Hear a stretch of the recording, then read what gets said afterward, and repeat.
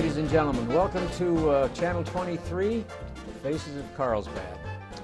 And we are sponsored by Intrepid Potash, and we're coming to you from the beautiful Carlsbad Foundation building. And this is a program where you're going to meet a lot of nice people. People you might know, people you've never met before, but when we're through, you're going to say, hey, those are nice people. And today we have a wonderful guest. His name is David Lee. David, welcome to Channel 23. Well, thank you, Bob. Now, It's a pleasure to be here. I have something to tell you, though. I was walking down the street the other day, David, and this guy came up to me and he said, excuse me, but aren't you the guy who interviews people on Channel 23? And I said, yes. And he said, well, the people are very nice that you interview, but you've got a face that would scare a chicken. So I went home, and my wife was drying dishes. And I said, do you know what this guy said when I was downtown? And she says, no, tell me all about it. He said that the people I interview are very nice-looking people, but he said I had a face that would scare a chicken, and she turned around and screamed. Yeah, dropped a plate and broke it.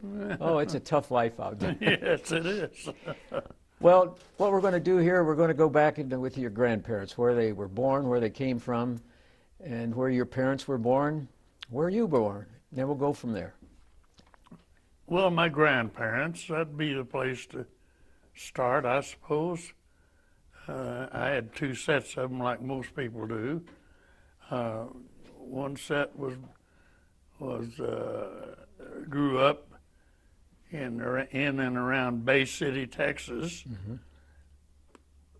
And one of my relatives of that time was also in the Mexican War, and he was a wagon driver, or whatever they called them. Mm-hmm. And my other set of grandparents grew up, born in Missouri, I think. Anyway, they moved out to the Texas Panhandle. Oh, my. In the late 1800s, and of course had a farm. And I recovered a letter that one of my relatives had written for the paper, I presume. And it told when they came, they dug out, lived in a dugout, as many of them did at that time. And one of the other things she spoke of, the Indians still weren't pacified at that point in time. There's always Indian trouble. Yeah. Now, I was born in South Texas also. Where? What city were you born in? Yeah, that's a good question. Oh. Near Houston. Near Houston. And my father was a Methodist preacher. Ah, okay. So we lived lots of places. I always knew when we moved from one school to another, one town to another, I'd have to assert myself in school to set the right tone. In other words, get in a fight. Oh. You had to get their respect by whipping someone, as they'd say. Oh, is that right? Yeah, well, most of them I managed. I knew I better, or else my tenure there would be rather unhappy and short. Mm-hmm. The thing about that, though, being a preacher. Well, he didn't think much about it, I don't think. Mm-hmm. He was what I would call a Victorian father. Mm-hmm. And he wasn't exactly the buddy father that we're used to. Yeah. Now. As I say, he was what I'd consider Victorian. In other words, highly disciplined, interested in discipline. Mm-hmm. And I had to behave myself. I remember one time in Logan, we lived in Logan, New Mexico for a while. I see. That's 18 miles north of Tucumcari. Mm-hmm. And I remember I went to Sunday school Sunday morning, and this little girl was, I guess, was teasing me or doing something I didn't like, and I stuck my tongue out at her. Oh. Uh-oh. And I guess the Sunday school teacher told my father. Mm-hmm. So when I got back over at the house after church, he decided to give me a spanking, which he was good at. Mm-hmm. And while he was spanking me, I was yelling, "Help me, help me, help me." And my sister, older sister who's dead now, used to tease me about it. She said, "You were running around there, Daddy was chasing you, and you were saying, 'Help me, help me.'" I said, "By dang, I needed some help at that point in time." Were you pretty close to your sister? Were you? Oh, yes. Mm-hmm. How many were in your family? Any other brothers or sisters? Well, at least it's halfway interesting to me. I had two half brothers Mm-hmm. who were old enough to be my father, Oh. and a half sister that was old enough to be my mother. My father had evidently had another wife. As wives go back then, lots of times they didn't make it out of childbirth, Mm-hmm. and I think that's what happened in that case. I started to school in Rye, Colorado. Oh. Was your dad sent up there to preach? Yes, I he see. was. Where's that located near? Well, that's southwest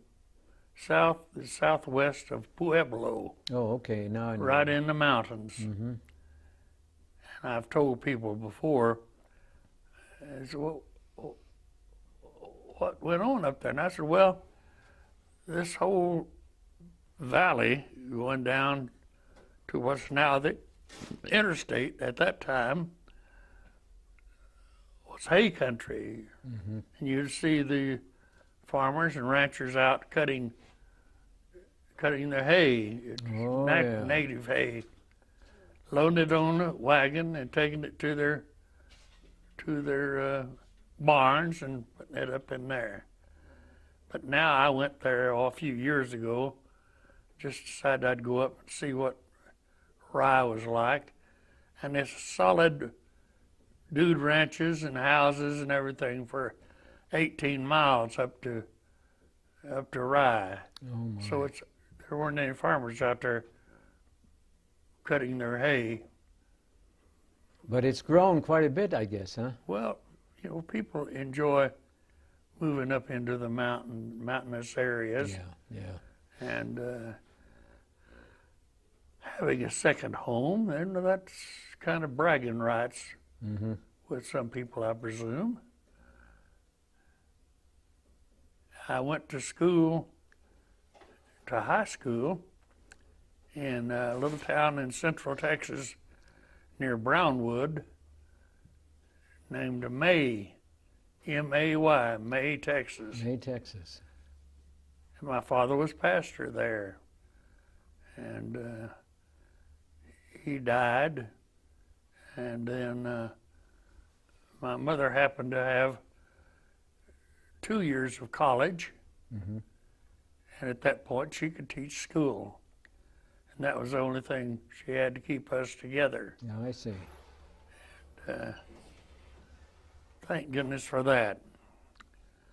And then when I graduated from high school, we moved out to Clovis, where my grandparents had moved from the Panhandle out to New Mexico, and as a matter of fact, 6.5 miles southwest of Clovis, they had a farm.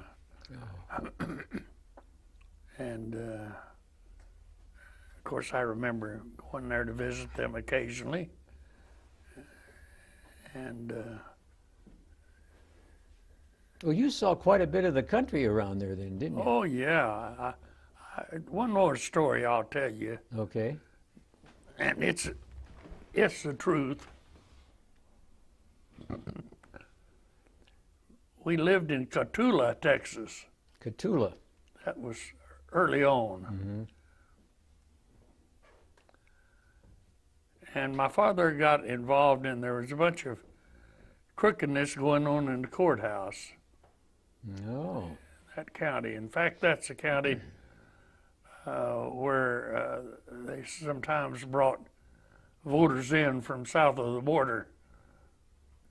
And Lyndon Johnson, at that time, I think, as I understood it, he taught school there at that time. My sister was in school and I was too young, my older sister. Anyway, he got involved in that business about the courthouse, and evidently he made the wrong people mad. Uh-oh. So we moved, and we were assigned to Pecos, Texas. Boy, you did get around. And we got into Pecos early in the morning, and there was a telegram waiting for my father saying from the bishop, Bishop Boaz, I believe, B-O-A-Z, that we should head up to Rye, Colorado. That's where he was assigned. So we headed up north. That was one busy family. Well, my father had a very distinct feeling about right and wrong, law and order and all that. Yeah. He's what I would call an old-time Bible-thumping preacher. If you were doing wrong, he'd tell you. Yeah. Yeah. And so that played a lot in our lives. So that's when you started going to school in Rye? Yes, that's my first grade in Rye, Colorado.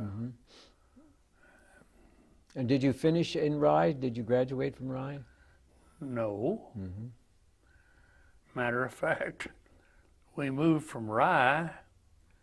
My father did what they call superannuated. In other words, he took leave for health, Oh, I see. and we moved down to Encinal, Texas, which is right close to the border south of Cotulla. And it was 13 miles into school, Oh, my. and they didn't have school buses at that point.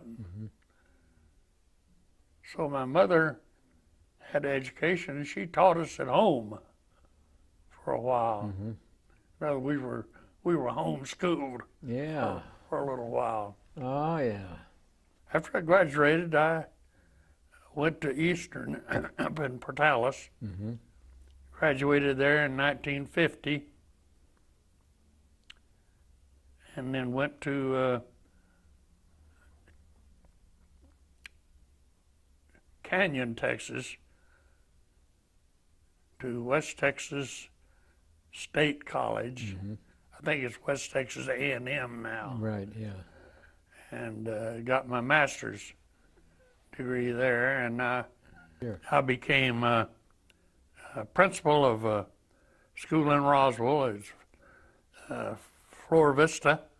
It's on the east side, and then in Little Chihuahua, as they called it. Little Chihuahua. Yeah. And met an awfully nice group of kids. They were wonderful. We you couldn't do this now, but back then, I had a little rule about fighting because I was experienced in that. And I told him, if you want to fight, you just come and see Mr. Lee. He'll fix you up. Well, I had a set of big old boxing gloves, looked like almost like a basketball. Mm-hmm. Put them on there and they'd go out. Nobody would see him except me. And they'd duke it out there, get rid of their animosity toward the other guy, or even girls. You had, I was a teacher also, and I had very few problems with the girls, but I had a number of problems through the years with boys. And that was in the 5th and 6th grades. That's what I taught, 6th grade. Uh-huh.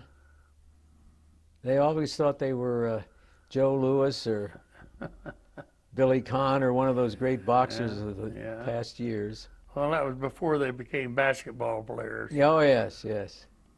Yeah. So how many years did you teach? Well, I taught about 6 or 8 years.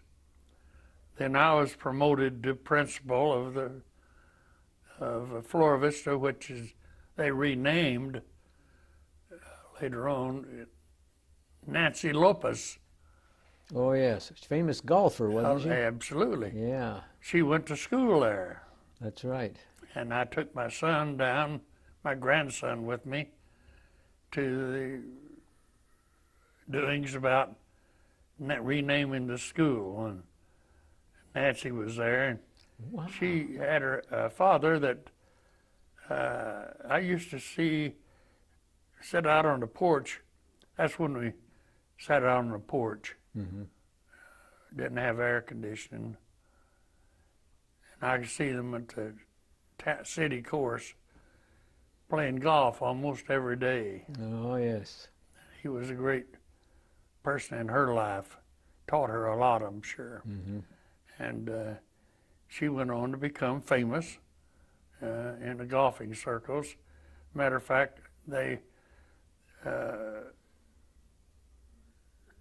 group that controlled high school athletics, she finally got into being on the golf team with the boys. Uh-huh, yeah. And she was a fine golfer, and she usually beat them, of course. Those were interesting times. Then later on, I was chosen to be assistant superintendent of Roswell Wow. and director of instruction. And I spent some years doing that. And finally, the guy I was working for, the superintendent, he quit. I quit. And the superintendent in Silver City applied for that position, and he got it. Mm-hmm. And I applied for the position in Silver City, and I got it. Oh, my goodness. There wasn't any skullduggery or anything like that, but Yeah. it was just a trade-off, I guess. And we moved to Silver City, Charlotte and I. My wife is a teacher also. Where was your wife born? She was born in In West Texas, Oh, West- Panhandle. Panhandle, too. Huh? Yeah. I see, yeah. I met her. She was recruited, and I'd just gotten out of the Marine Corps.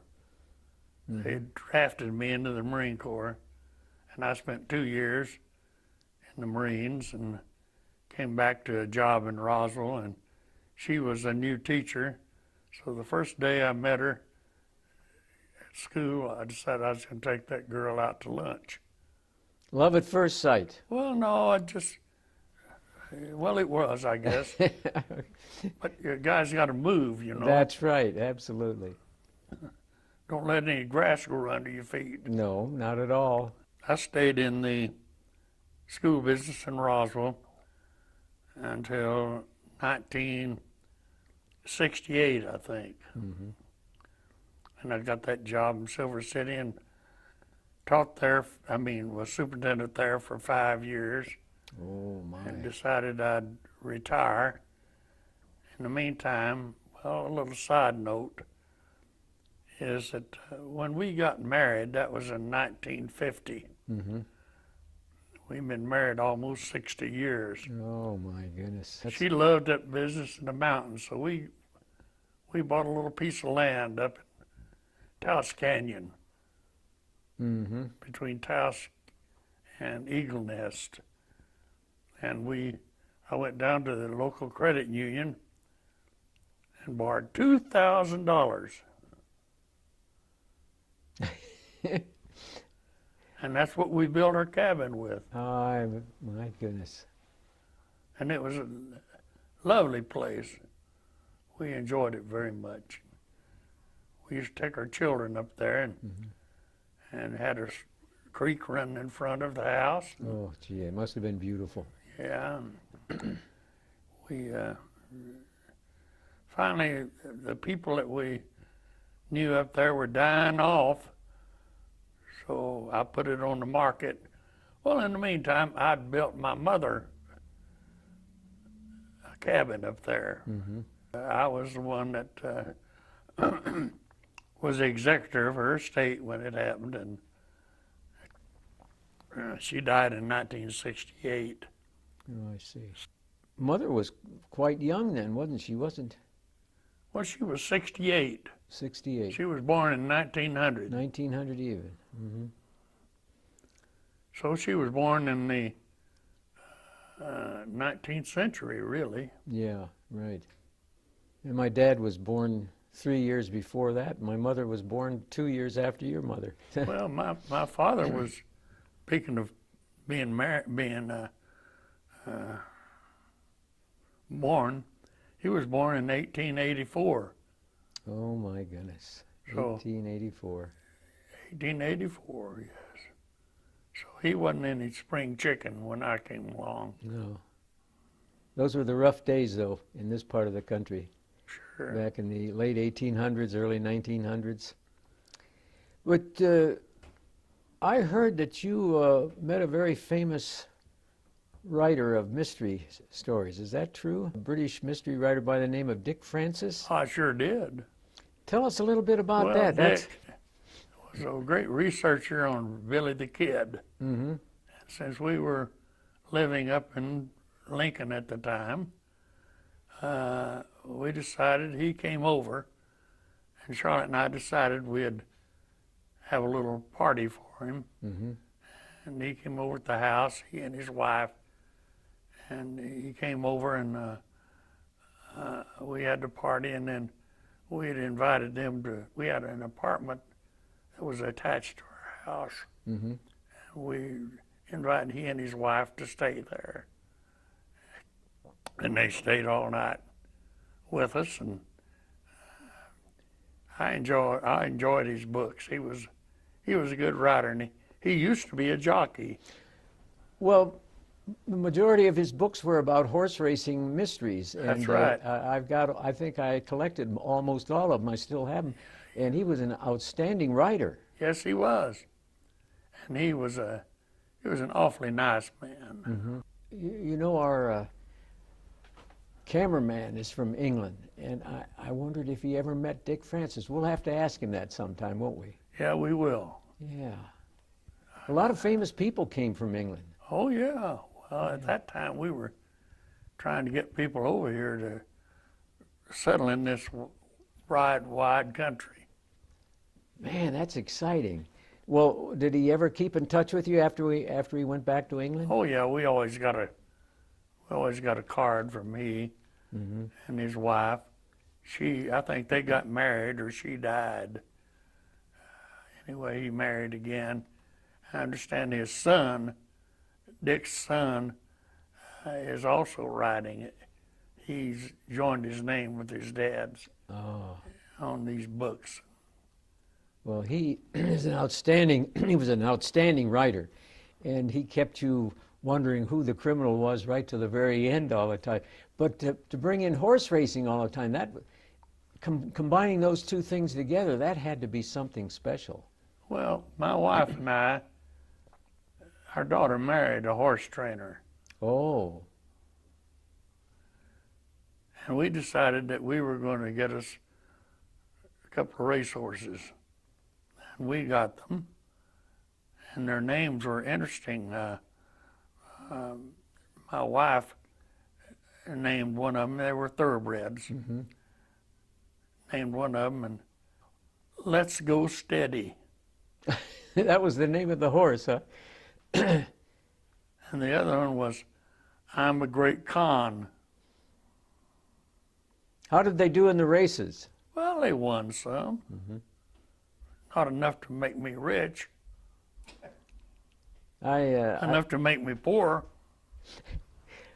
worked for a man back in Ohio, and he had a racehorse called Calanta, and she loved to eat Luden's cough drops. Oh, boy. And she never won a race, but she always finished second or third. Yeah. And one day when he retired her, he said, "Would you like to ride her?" And I said, "Yeah." So he took me out to his barn, and he had a big field out there. And we went running down one side of the field, and when she got to the other end and started back, she started bucking, and I flew through the air and landed on the ground. So that was the end of my horse racing career, I tell you. Well, I never was a good rider, that's for sure. Well, David, we only have a couple minutes left. What are you doing now to relax? Read books, Uh-huh. Mystery books? well, any kind of book that I read one recently. Was about Africa, and it was about salt, Salt. S-A-L-T, salt. Oh, my. And these guys go out with their camels, and they mine some salt in slabs, and they load it on the camels, Oh, my gosh. and they go back with salt to Timbuktu. Uh-huh. Famous city. That's where they sell them. Yeah. That's the kind of book I like. I like mysteries also. Yeah. Who's your favorite mystery writer? Now. John Grisham. John Grisham. You picked a good one. My favorite's M.C. Beaton. She's a female writer, and she writes about Inspector Hamish Macbeth, and he lives in Scotland. Uh-oh. So, anyway, I want to thank you for being our guest today. Well, It's it's a real pleasure. pleasure, David. I'm glad you were here. You made my day. Oh, well, But I'm glad. don't go around and say he has a face that would scare a chicken, though. No, but be nice. speaking of chickens, my grandchildren, my children call me chicken legs. Chicken legs. Oh. Ladies and What gentlemen. are you laughing at? On behalf of Channel 23, Intrepid Potash, and the Carlsbad Foundation, goodbye and good luck.